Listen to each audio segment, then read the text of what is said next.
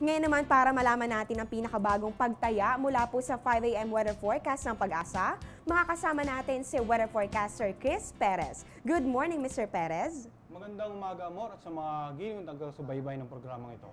Mr. Perez, kahapon po ay naranasan ang light to moderate rains or thunderstorms dyan po sa bahagi ng Zamboanga Peninsula at maging sa Soc Sargent.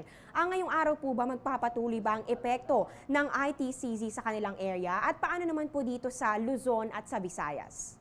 Amor, kung kahapon ay itong Mindanao area lang ang naapektuhan ng ITCZ, kung mapapansin po natin sa ating latest satellite imagery, umaabot na dito sa may bandang Western Visayas at Palawan yung mga kaulapan na dulot ng ITCZ. Kaya't asahan po natin yung mga nabanggit na lugar na patuloy na magiging maulap at makakaranas ng mga kalat-kalat na mga pag-ulan at pagkidlat at pagkulog.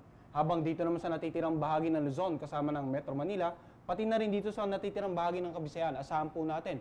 Basically, good weather po tayo, mainit at malinsangang panahon, maliban na lamang sa mga pulupulong dagliang pag-ulan, lalo na sa dakong hapon o gabi.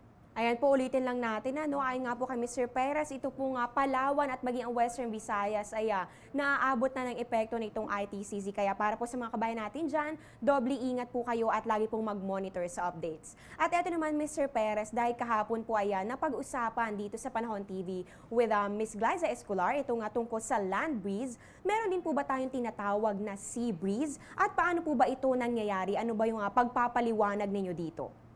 Yes, may tinatawag po tayong sea breeze, no? So ito yung kabaligtaran ng land breeze.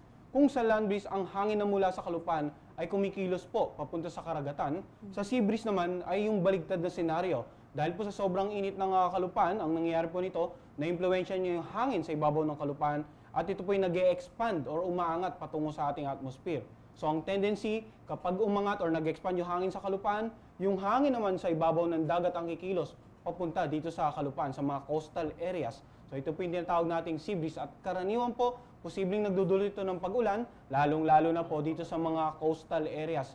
Nakakaranas po ng mga isolated rain showers or thunderstorms, lalo na po sa dakong hapon o gabi. So, lagi po ito nangyayari at kadalasan po sa mga ganitong buwan, Marso, Abril, Mayo, mas pronounced yung ganitong phenomenon, lalong-lalo na po dito sa eastern side ng ating bansa, na kung saan karaniwan itong mga easterlies ang nakaka-impluwensya sa mga weather system dito sa eastern side of the country. So ayan mga kababayan, dagdag kaalaman na naman yan para sa ating lahat at syempre naliwanagan din tayo kung ano nga ba ang dahilan ng mga pag-ulan na dito sa mga areas na malapit nga sa mga coastal waters. At ito naman Mr. Perez, usapang temperatura naman tayo. Ano-ano po ba yung mga temperaturang naitala ng Pag-asa base po sa inyong climatological records sa ating kasaysayan? Ano po yung pinakamaiinit na temperaturang naitala sa bansa na nangyayari po kapag buwan ng Mayo?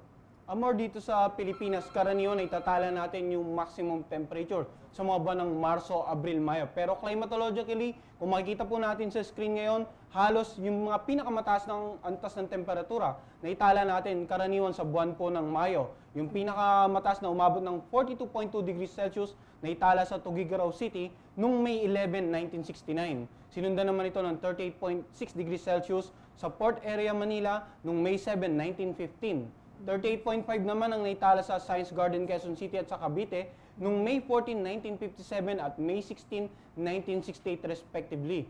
Habang sa Naiya naman, Parañaque City, umabot po tayo ng 38.1 noong May 18, 1969. Okay, follow-up question lang po, Mr. Perez. Asahan ba natin na magiging mataas pa ang ating temperatura sa mga susunod pang mga araw dito sa ating bansa? Well, asahan po natin na posible pa rin po tayo makaranas ng mas mataas na antas ng temperatura, hindi lamang dito sa Metro Manila, kundi sa nakararaming bahagi ng ating bansa. As a matter of fact, within the next 3 to 4 days, inaasahan po natin na maglalaro sa 35 to 36 degrees Celsius ang maximum temperature dito sa Science Garden, Quezon City. Ayan, maraming salamat po Mr. Chris Perez sa ibinahaging impormasyon tungkol sa lagay ng ating panahon.